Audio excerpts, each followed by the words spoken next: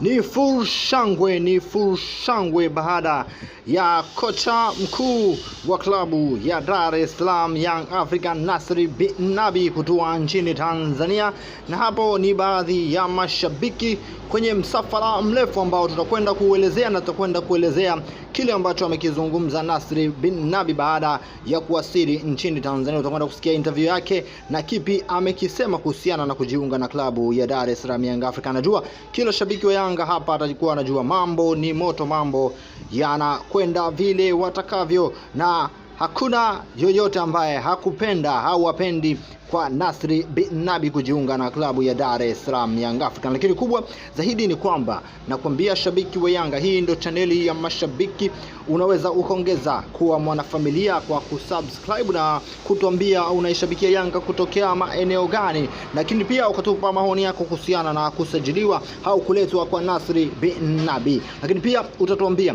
yale ambayo tunayazungumza kuhusiana na sajili zinazoendelea ndani ya kikosi cha Young African. Unamtamani nani aondoke na nani abaki ndani ya kikosi cha Young African baada ya Nasri bin Nabi kutaja baadhi ya majina ambao hanaamini yeye hayatakwenda kumsaidia, licha ya kwamba ni superstar, ila watabidi kuondoka ndani ya kikosi cha Young African ili kuisaidia Young African kufika mbali. Lakini tutakwenda kuzungumzia pia zile sajili mbili ambazo amezisema zinakuja za moto na yale aliyowaahidi mashabiki wa Young African kwamba amerudi imara zaidi ya vile ambavyo alikuwa, na atakuwa noma zaidi ya vile ambavyo watu wanafikiria. Lakini pia kuna sakata la kumleta kocha msaidizi Cedric Kaze, kama kutakuwa kuna uwezekano. Hili alijawekwa baini wazi, lakini ndo mazungumzo ambayo yapo kati ya Kaizer Chiefs na Cedric Kaze. Kama yatakwenda ambavyo sivyo, basi anaweza akajiunga na klabu ya Dar es Salaam Young African. Lakini tuna taarifa tulizonazo kwa asilimia zaidi ya 80 ni kwamba kocha wa mazoezi yule bwana Manywele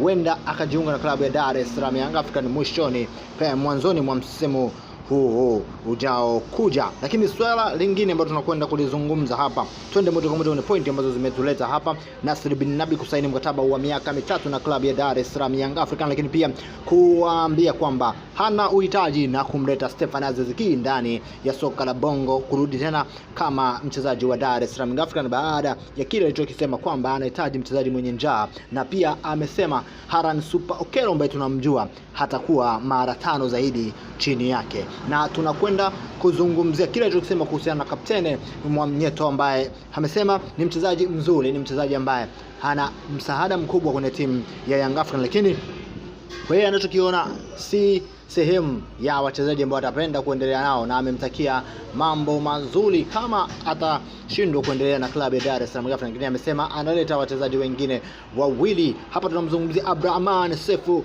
Bangru na tunamzungumzia bwana mdogo Rukangreko ambaye ni kiungo mkabaji na anatumia mguu wa kushoto, na ametuambia huenda akawa ni yule bwana mkubwa Aridi Aucho aliyepita ndani ya Dar es Salaam Young African. Lakini licha ya kumwagia misifa Aran Super Okello, bwana mkubwa Nasri bin Nabi amefurahishwa na kile kinachoitwa consistency kwa bwana goalkeeper Djigui Diarra na kumwagia misifa mingi kweli. Sijui hili unalizungumzia vipi?